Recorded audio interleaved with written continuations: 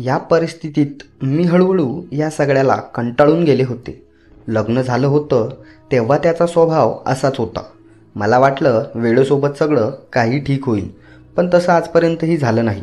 यामध्ये माझी भेट राहुलशी झाली. राहुल हा माझ्या नणंदचा नवरा. एक दिवस सोबतच आम्ही एका हॉटेलमध्ये गेलो. तिथं जे घडलं त्यावर तर माझा विश्वासच बसत नव्हता. रूममध्ये पोहोचताच तिथं त्याने माझी सलग 3 वेळा नेमकं काय घडलं हे जाणून घेण्यासाठी व्हिडिओ स्किप करू नका, शेवटपर्यंत बघा, तुम्हाला नक्कीच आवडेल. माझं नाव स्वाती. मी एक साधी पण देखणी स्त्री आहे. माझी उंची मध्यम, अंगाने सळपातळ पण सुडोल. मी माझ्या परिवाराबरोबर सुरतला राहते. माझ्या चेहऱ्यावर एक वेगळं तेज आहे. बोलके डोळे आणि गुलाबी ओठ. माझे केस लांब आणि मोकळे सोडले की वाऱ्यासोबत हलतात. माझं हसू निरागस आणि मोहक आहे, पण त्या हसऱ्या चेहऱ्यामागे किती दुःख दडलेलं आहे हे कुणालाच माहिती नाही. माझं लग्न राजीवसोबत झालं. तो स्वभावानं खूप चांगला आहे, जबाबदारी पार पाडतो, घराची काळजी घेतो, पण मला कधी प्रेमाने विचारत नाही, आपुलकीने बोलत नाही. याचं कारण असं होतं की हे लग्न त्याच्या मनाविरुद्ध झालं होतं. त्याच्या बाबांनी त्याची पसंत न विचारता लग्नाला होकार दिला होता. त्याचं पूर्ण लक्ष फुलांच्या व्यापारावर असतं. तो नेहमी बाहेर असतो, सतत व्यवसायाच्या गोष्टी करत असतो. मी मात्र घरातच. सासूची सेवा. माझे सासरे जाऊन 4 वर्ष झाले. मुलांची काळजी आणि घरातले काम यातच माझा दिवस जातो. कधीकधी मनात वाटतं मलाही कोणी आपुलकीने विचारावं, माझ्या मनात काय आहे ते जाणावं, पण राजीवकडे यासाठी वेळच नाही. माझ्या नणंदचं लग्न झालंय. ती अधूनमधून माहेरी येत असते, पण आमचं काही खास जमत नाही. तिचा नवरा राहुल मात्र अगदी वेगळ्या स्वभावाचा आहे. प्रेमळ, सुसंस्कृत आणि हुशार. तो जेव्हा घरी येतो तेव्हा घरात वेगळंच वातावरण असतं. त्याचं हसू आणि बोलण्यातली गोडी मनाला स्पर्श करून जाते. त्याच्याशी बोलताना कधीकधी मनात लचक येते, पण मी स्वतःलाच समजावत राहते. त्या दिवशी संध्याकाळी माझ्या नणंदचा नवरा आमच्या घरी आला. तो घरात आला की घर एकदम भरलेलं वाटतं. त्याचा आवाज, त्याचं हसू, त्याचं बोलणं सगळंच मन मोहून टाकणारं असतं. स्वाती वहिनी, कशा आहात तुम्ही? खूप दिवसांनी भेटतोय, तो हसत म्हणाला. मी पण हसून म्हणाले, हो ना, हल्ली तुम्ही क्वचितच येता आमच्या घरी. बऱ्या आहात ना? हो, बरा आहे, पण तुम्ही नेहमी धावपळीत दिसता. दिवसभर किती काम करत असता. तुम्हाला स्वतःसाठी वेळ काढता का? तो असा विचारणारा पहिला माणूस होता. माझा नवरा कधीही मला असं काही विचारत नाही. तो मला कधीच किंमत देत नाही. जेवलीस का नाही, कशी आहेस, या उलट कोणत्याही बाबीवर आमच्यात चर्चा होत नाही. पण राहुलच्या बोलण्यात काहीतरी वेगळं होतं. तो नेहमी माझ्याशी आपुलकीने आणि प्रेमाने बोलायचा, जे मनाला हलवून गेलं. मी हसून म्हणाले, स्त्रियांसाठी स्वतःसाठी वेळ काढणं अवघड असतं ना, पण घ्यायला हवा. मन खुश असलं की सगळं आनंदात राहतं हो वहिनी, तो म्हणाला. तेवढ्यात माझी सासू बाहेर आली. स्वाती, चहा घेऊन ये बाळा. मी स्वयंपाकघरात गेले. मनात त्यांच्या शब्दाचा विचार येत होता. चहा करून बाहेर आले तेव्हा तो माझ्याकडे पाहत होता. मी चहा पुढे केला. चहा घेताना त्याच्या हाताचा नकळत माझ्या हाताला स्पर्श झाला. मी पटकन नजर खाली झुकवली. तो मात्र शांत होता, अगदी सहज. त्याने चहा घेतला व चहा घेत असताना त्याने सहज विचारलं, स्वाती वहिनी, तुमच्या फुलांच्या बागेचं काय? अजूनही खूप देखरेख करता तुम्ही? माझ्या नवऱ्याला कधी याची आठवणही येत नव्हती.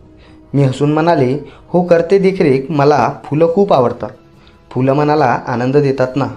हो, आणि मनाला आनंद मिळणं खूप महत्त्वाचं असतं, तो म्हणाला. आमच्या नजरा एकमेकांना भिडल्या.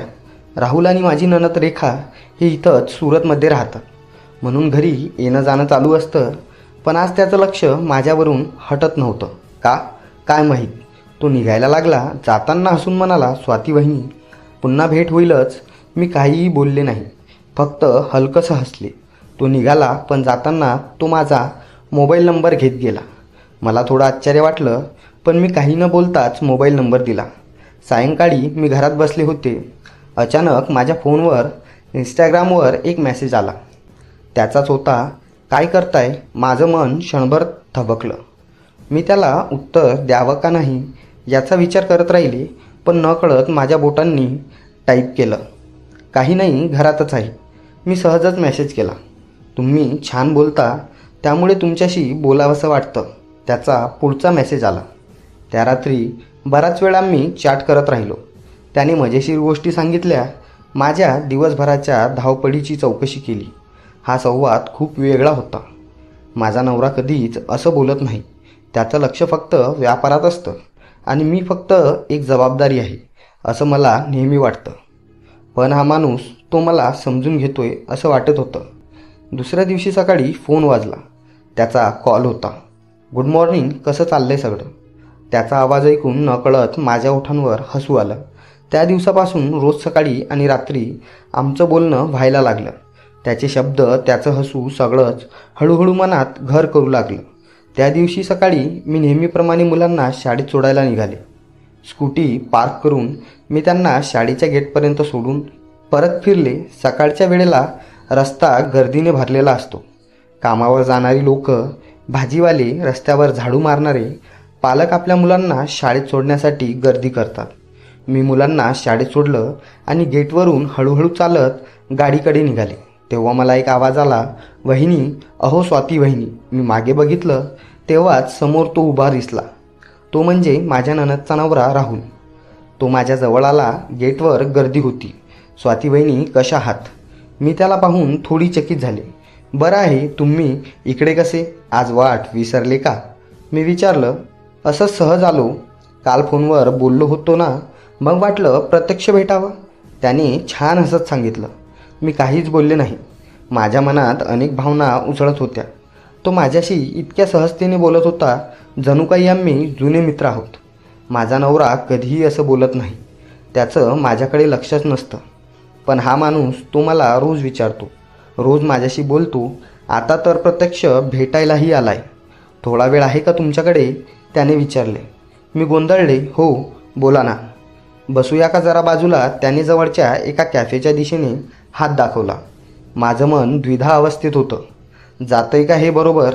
मी विचारात पडले. तो म्हणाला, अहो, एवढा कसला विचार? मी हलकसं मान हलवली. आम्ही दोघं कॅफेत जाऊन बसलो. सकाळची वेळ असल्याने तिथं गर्दी नव्हती. मी थोडी संकोचात बसले होते. कोणी मला बघितलं तर काय होईल आणि घरी जाण्याला उशीर झाला तर सासूबाई बोलणार. तो मात्र अगदी रिलॅक्स होता. काय घेणार तुम्ही? त्याने मेनू कार्ड उचललं. काहीही चालेल. चला मग मीच ऑर्डर देतो. त्याने वेटरला सांगितलं. थोड्या वेळाने कॉफी आणि सँडविचेस आली. मी हलकसं कॉफीचे घोट घेत राहिले. तो माझ्याकडे बारीक निरीक्षण करत होता. स्वाती वहिनी, तुम्ही नेहमी इतक्या शांत असता का? असं काही नाही हो, मी आहे तशीच आहे. तुमच्या डोळ्यांमध्ये काहीतरी गोष्टी लपलेल्या आहेत, पण तुम्ही बोलत नाही. त्याचं बोलणं ऐकून माझं हृदय जोरात धडधडायला लागलं. खरंच कितीतरी गोष्टी मी मनात दडून ठेवल्या होत्या. कधी कधी बोलणं आवश्यक असतं वहिनी. मनातलं बाहेर आलं की हलकं वाटतं. त्याने आपुलकीने सांगितलं. मी काही उत्तर दिलं नाही. इतक्या दिवसांनी कोणीतरी माझी काळजी घेत असल्यासारखं वाटत होतं. कॉफी संपवून आम्ही बाहेर पडलो. मी म्हणाले, आता निघते, घरी जावं लागेल. हो, पण निघण्याआधी 1 मिनिट, तुमच्याशी अजूनही बोलायचं आहे. आपण उद्या भेटू शकतो का? मी स्तब्ध झाले. हा प्रश्नच असा होता की मी काय उत्तर द्यावं हे सुचत नव्हतं. मी खाली पाहिलं आणि म्हणाली, काही हरकत नसेल तर रोज शाळेच्या वेळेत भेटूया. मी थोडा वेळ येईन, आपण बोलूया. माझ्या मनात उथलपाथल होत होती, पण नकळत माझ्या ओठांवर हलकं हसू आलं आणि मी मान हलवली. त्या दिवसानंतर दररोज शाळेच्या वेळेत तो यायला लागला. आमच्यात जवळीक वाढायला लागली. तो माझ्याशी खूप प्रेमाने बोलायचा. माझी चौकशी करायचा. माझ्या मनात काय आहे ते समजून घ्यायचा. मला जाणवू लागलं की तो माझ्या नवऱ्याच्या तुलनेत कितीतरी जास्त प्रेमळ आहे. तो मला वेळ देतो, ऐकून घेतो, माझ्या भावना समजून घेतो आणि त्या प्रत्येक भेटीत नकळत का होईना माझं मन त्याच्याकडे ओढलं जाऊ लागलं. त्या दिवशी सकाळीही मी नेहमीप्रमाणे मुलांना शाळेत सोडायला गेले. राहुल रोजप्रमाणे शाळेवरच थांबलेला होता. मला पाहताच त्याचा चेहरा खुलला. मी मुलांना शाळेत सोडलं आणि गेटवर जाऊन उभी राहिले. तो म्हणाला, स्वाती वहिनी, आज थोडा वेळ आहे का तुमच्याकडे? मी थोडा वेळ विचार केला. का? असं काही नाही, फक्त आज एक वेगळा दिवस करूया. तो कसा, मी विचारलं. अहो, रोज आपण इथेच भेटतो, आज जरा बाहेर जाऊया मोकळ्या हवेत.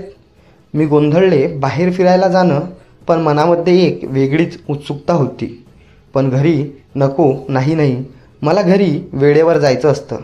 फक्त थोडाच वेळ, तुम्ही घरी वेळेवर पोचाल, मी गॅरंटी देतो, तो बोलला. मी एक क्षण थांबले आणि मग ठीक आहे म्हणाली. त्याच्यासोबत जायचं मनात होतं. मी माझी स्कूटी हँडल लॉक केली आणि त्याच्या 4 व्हीलरकडे गेली. तो माझ्यासाठी गाडीचा दरवाजा उघडून उभा राहिला. मी गाडीत बसले. गाडी सुरू झाली आणि आम्ही शहराच्या बाहेरच्या बाजूला जायला लागलो. रस्त्यावर गाड्यांची गर्दी होती. काय विचार करताय, त्याने विचारलं. काही नाही, पण असंच बाहेर फिरायला जाणं योग्य आहे का? तो थोडासा हसला. स्वाती वहिनी, कधीकधी स्वतःसाठीही वेळ काढायला हवा. तुम्ही नेहमी सगळ्यांसाठी झिंजता, पण स्वतःसाठी काही करताय का? त्याच्या बोलण्याने मी शांत झाले. खरंच मी कधीच स्वतःसाठी काही केलं नव्हतं. थोड्या वेळाने आम्ही एका छान शांत ठिकाणी आलो. तिथे लहानसं तळं होतं आणि आजूबाजूला हिरवळ होती. हवेत ताजगी होती. इथून थोडं चालूया, तो म्हणाला. मी हलकंसं हसले आणि त्याच्यासोबत चालायला लागले. आम्ही बोलत होतो, हलक्या फुलक्या गप्पा मारत होतो. मला जाणवू लागलं की त्याच्यासोबत वेळ घालवणं खूप आनंददायक वाटतं आहे. तो माझं बोलणं ऐकतो, मला समजून घेतो आणि सगळ्यात महत्त्वाचं म्हणजे तो माझी काळजी करतो. चला आता एक छानसं ठिकाण दाखवतो, तो म्हणाला. आम्ही पुन्हा गाडीत बसलो आणि पुढे निघालो. थोड्या वेळाने एका हॉटेलपाशी पोहोचलो. ते एक सुरेख शांत ठिकाण होतं. हॉटेल खूप भव्य होतं. मी तर माझ्या लाईफमध्ये पहिल्यांदा पाहिलं होतं. इथे, मी आश्चर्यानं विचारलं. हो, इथे खूप छान कॉफी मिळते, आज जाऊया, तो विचारत होता. आम्ही गाडीतून खाली उतरलो. आम्ही दोघं आत गेलो. हॉटेल शांत होतं. जास्त गर्दी नव्हती. आम्ही एका टेबलावर बसलो. स्वाती वहिनी, खरं सांगू, तुम्ही खूप वेगळे आहात, तो म्हणाला. कसं म्हणजे तुमचं बोलणं, वागणं, तुम्ही खूप सुंदर आहात, पण फक्त बाहेरून नाही तर आतूनही. त्याच्या या बोलण्याने मी लाजले आणि मी नजर खाली झुकवली. वेटर आला आणि आम्ही कॉफी आणि काही स्नॅक्स ऑर्डर केली. मी त्याच्याशी सहज बोलत होते. कधीकधी मला असं वाटत होतं की तुमच्या आयुष्यात खूप काहीतरी मिसिंग आहे. खरंच माझ्या आयुष्यात प्रेम हरवलं होतं, जिव्हाळा हरवला होता. नवऱ्याने कधीच मला चांगली वागणूक दिली नाही. कदाचित मी त्याला उत्तर देत म्हणाले, पण तुम्ही खूप छान आहात स्वाती वहिनी, आणि तुम्ही असताना अजूनच सुंदर दिसता. त्या दिवशी आम्ही बराच वेळ तिथे होतो. बोलत राहिलो. मी सगळं विसरून गेले होते. घर, जबाबदाऱ्या, सासू, नवरा, फक्त त्या क्षणात जगत होते. जेव्हा परत यायला लागलो तेव्हा तो म्हणाला, उद्या पुन्हा भेटायचं का? मी काही उत्तर दिलं नाही, पण आतून जाणवलं की या भेटी आता थांबतील असं वाटत नव्हतं. तो हलकेच पुढे सरकला. त्याने माझा हात आपल्या हातात घेतला. त्या हाताचा स्पर्श माझ्या हाताला झाला. मी त्याच्याकडे पाहिलं. त्याच्या डोळ्यात प्रेमाचा प्रकाश होता.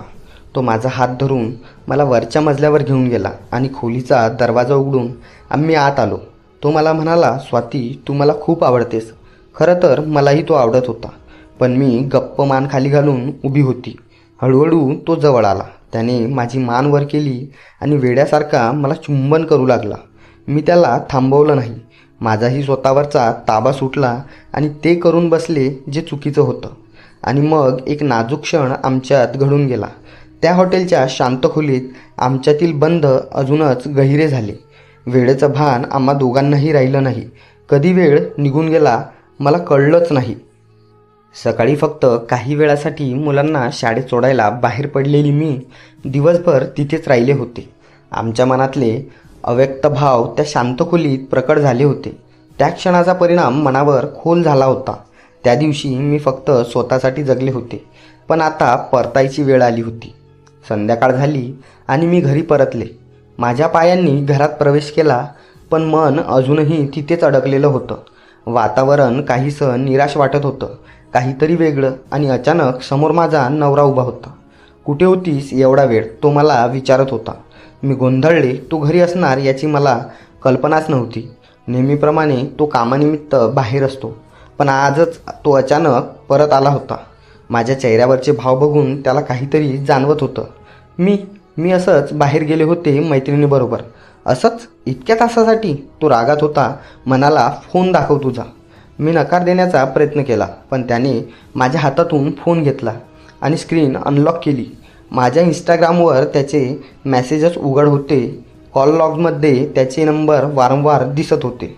सगळं स्पष्ट झालं होतं. त्याच्या चेहऱ्यावरचा अविश्वास, राग, वेदना सगळं काही स्पष्ट दिसत होतं. हे काय चाललंय स्वाती? मी काय बोलणार? शब्दच सापडत नव्हते. तू माझ्या मागे हे काय करत होतीस? त्या माणसाशी रोज बोलत होतीस, भेटत होतीस, आज दिवसभर त्याच्यासोबत होतीस. त्याचा आवाज हादरून टाकणारा होता. माझ्या डोळ्यात पाणी आलं.